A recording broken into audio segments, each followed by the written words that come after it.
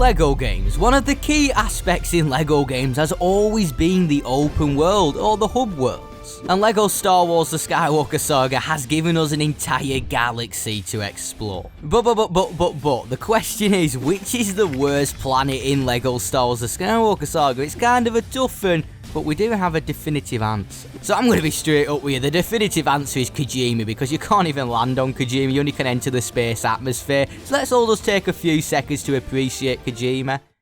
Nice. So yeah, in hindsight, Kijimi is the worst planet, but we're going to be looking at the worst planet that you can actually explore. And I mean, no wonder they didn't let you explore Kijimi, because you take one wrong turn in Kijimi, you run right into them Kijimi crooks, and oh, you don't want to mess with them. Anyway, cue the music. So, hello there guys, I'm RuggedEagle and I do tons of Lego game content on my channel, so if you do like what you see, please feel free to subscribe. I do highly recommend. I mean, you will subscribe and drop a like. You see, my Jedi mind tricks are getting even better. And I just want to thank everybody for the support, as I am nearly at 100,000 subscribers and I cannot wait to get that. You guys are absolutely fantastic. Anyway, I do hope you're going to enjoy this video. It's a bit of fun, and let's get into it. So over the years in Lego games, we have had tons of open worlds and hub worlds. We have had the Cantina, the Batcave, Gotham City, Barnet College, Middle Earth, New York City. And now we have the entire galaxy in Lego Star Wars The Skywalker Saga, and there's a total of 24 planets in the game.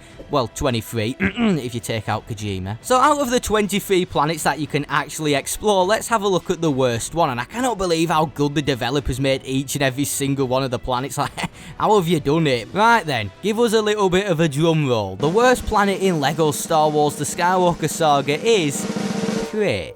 And the funny thing is, this was the planet that I was most excited for in the Skywalker Saga, because I really do like Crate. I don't know why, I know it's just a flat, salty planet, but I was super excited for Crate, and it's not like they've done a bad job on the planet, it's just it has some features that, well, big features that are missing. And later on in the video, I'm going to go into some runners-up that nearly made this spot, and I'm going to talk about them too. I mean, you know the game is good when the worst planet in Lego Star Wars The Skywalker Saga beats all the planets in Lego Star Wars The Force Awakens. I mean, compare it to Takodana in Lego Star Wars The Force Awakens, yeah, Crate is a hell of a lot better. So the main disappointing aspect about Crate in Lego Star Wars The Skywalker Saga is how you cannot go outside of the Resistance base. You're literally stuck in this bunker. And hey, if you want to, you can say the exact same for Hoth, because you cannot leave the Echo base on Hoth. But I mean, it ain't such a big deal, because you can always load up the first level in Episode 5 and just explore Hoth in that, and that level, oh, it is stunning. And I mean, this correlates perfectly over to Crate, because on the last level of The Last Jedi, you do actually get to explore Crate outside of the Resistance bunker. I mean, well, you do get to explore in some sort of sense. It's the fight between Kylo Ren and Luke Skywalker, and that has to be one of the worst boss battles too, but I love it how it's still accurate to the film, so it does kind of give it justice. I mean, that's the fight where basically you can't touch Luke. And I mean, every time I'm playing it, I just think of that song, Can't Touch This, and Can't Touch Me, oh. Can't touch me. You can't touch me. Yeah, kinda got a little bit sidetracked, and if you didn't know, in the actual boss battle, if you switch to the other characters, you can actually jump up and shoot at Kylo Ren's shuttle and blow it up. Fun fact. So on the planet of Crate, very similar to every single planet in the game, there are many Kyberbricks to find, and one thing I noticed about Crate, I kept entering these interiors and they were all the exact same, with a little bit of a different puzzle to get a Kyberbrick in the middle. And this is totally understandable, because there's like 23 planets to explore, but it's just something I noticed when trying to 100% the planet of Crate. Now obviously the planet of Crate ain't the most aesthetically pleasing planet. Compare it to Naboo with the beautiful architecture, well, Crate Resistance Base is just basically a crystal cave. And that's what the developers gave us. I mean, I'm not personally the most excited by exploring a crystal cave compared to the beautiful city of Naboo. And the thing I noticed about Crate, there was a lot of repetitive interiors, and when you're exploring it, you feel like you just keep going around in circles, because it's just a cave, everything looks the same. And to be fair, what do you expect? Because it is very accurate to the source material, and I really do appreciate how they went into all this depth on making the crystal caves within the Resistance bunker. Now, when I was on my road to 100% in the game, I did notice when I got to Crate to 100% the planet of Crate, I didn't actually find it the worst planet to 100% for me. A lot of the puzzles were really fun, such as the parkour puzzles, but a few of them did get repetitive, like the ones in the interiors. Literally, it was the same interior with a different carbon brick in the middle with a different puzzle. Now, there's always someone out there thinking, well, you don't like Crate because it's from The Last Jedi. Hey. Well, the planet of Act 2 is one of my favourite planets in the game. The sheer verticality and how you can pretty much scale anything on the island really impresses me, alongside the numerous little interiors that you can go inside of. And same goes to apply to Cantonoko. I did not expect this planet to be nowhere near as good as they've captured it. I love the casino, and it's a different vibe. It's all night time and all the street lights. It does look really impressive. Now, to me, I think Crate is the worst planet, and to say it's the worst planet, you know the game's good when Crate is still very enjoyable to 100%. And now I want to touch upon the runner-up, which is Decor. Now, the way I see Decor in LEGO Star Wars games is just simply a catalyst to get you through the story, this being in LEGO Star Wars The Force Awakens and the Skywalker Saga. And there's nothing wrong with that because it works perfectly in the story. When I was playing The Force Awakens in this game, I was pleasantly surprised on The Force Awakens. I actually rather enjoyed it, and I didn't think I would have enjoyed it because we got an entire game on The Force Awakens, but I definitely did. And when you do get to Decor, it does help you progress through the story, and the hub levels are really nice on Decor, though you do just walk around.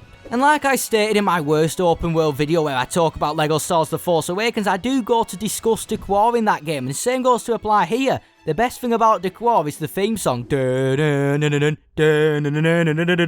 for me is hands down the best bit, and I do think out of all of the planets, there definitely are 4 that could be switched out either way for the worst, depending on your personal preference. Now, you know when 4 of the planets are very mediocre compared to the other 19 explorable planets, this game is golden. And these 4 planets have to be Crate, Decor, and the other 2 are going to have to be Hoth and Endor. And let me start off with Endor, because Endor's the only planet which I've actually ran into a few game-breaking issues on, because Endor does have some major frame rate drops on all of the platforms such as consoles, PC and Nintendo Switch. And that doesn't really help the factor of Endor, because Endor is only limited to the Ewok village, and the Ewok village for me can be a little bit frustrating to get around, and the only main reason why is when I was trying to 100% this planet, it got a little bit annoying. But I mean, it didn't really do it any justice when I won like 10 FPS trying to do some parkour. It just didn't go well. Now, the Ewok village has a total of 5 layers there, which is quite a lot to be fair, and it does have that verticality aspect, which I do enjoy,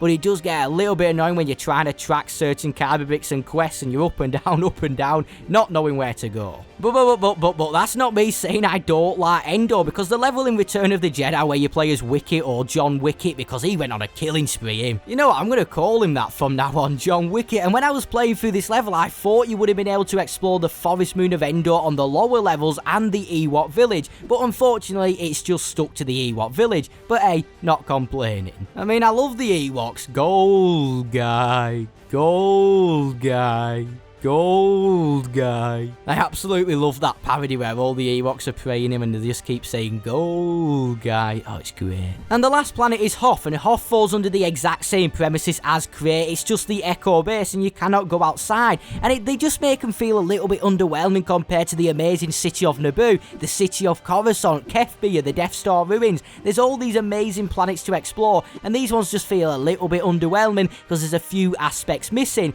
but they are all still fantastic in their own unique ways. And to say there's only 4 planets that are a little bit underwhelming, and that's the key word there, a little bit underwhelming out of the total of 23, you know this game is extraordinary. But anyway, you just have to remember this is my personal opinion, but please let me know in the comments down below which is your least favourite planet and which do you think is the worst, because I'm really interested to know. Anyway, thank you for watching, I hope you went to enjoy. If you are new around here, please feel free to subscribe and go to drop a like, and if you want to check out any of my other Skywalker Saga videos, there's a playlist at the end. Anyway, hope you all have a good week, see you in a bit. Oh yeah, and I nearly forgot adios. Adios.